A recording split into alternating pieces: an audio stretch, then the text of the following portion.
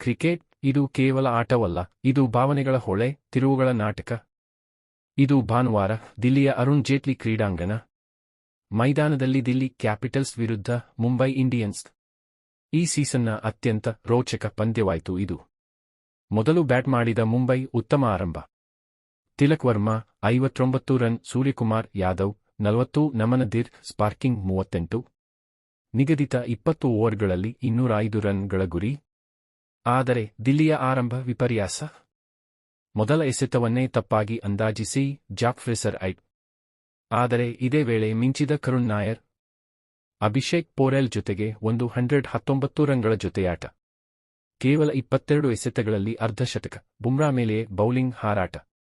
ಅವನ ಬ್ಯಾಟಿನಿಂದ ಹೊರಟ fire works ಮುಂಬೈಗೆ ಚಿತ್ತಭ್ರಮೆ. ಆದರೆ ಪಂದ್ಯದಲ್ಲಿ ತಿರುವು ತರಲು ಬಂದವರು ಕರಣ್ ಶರ್ಮಾ. ಪೋರೆಲ್ ಔಟ್ ನಂತರ Karun Nair clean bowled. Akshar, stubs, Rahul pavilion ಸೇರಿದರು.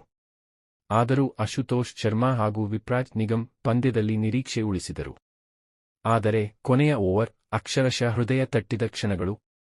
19ನೇ ಓವರ್ 3ನೇ, 4ನೇ, 5ನೇ ಎಸೆತಗಳಲ್ಲಿ ಆಶುತೋಷ್, ಕುಲ್ದೀಪ್ ಮತ್ತು Mohit Sharma hat trick run out.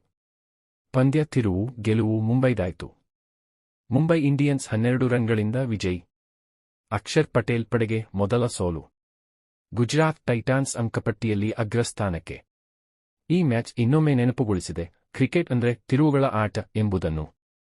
Like ಮಾಡಿ, ಶೇರ್ ಮಾಡಿ ಮತ್ತು ಚಾನೆಲ್ಗೆ ಸಬ್ಸ್ಕ್ರೈಬ್ ಮಾಡುವುದನ್ನು ಮರೆಯಬೇಡಿ. ನೀವು ನೋಡುತ್ತಿದ್ದೀರಿ ಸನ್ರೈಸ್ ಯೂಟ್ಯೂಬ್ ಚಾನೆಲ್. ಧನ್ಯವಾದಗಳು.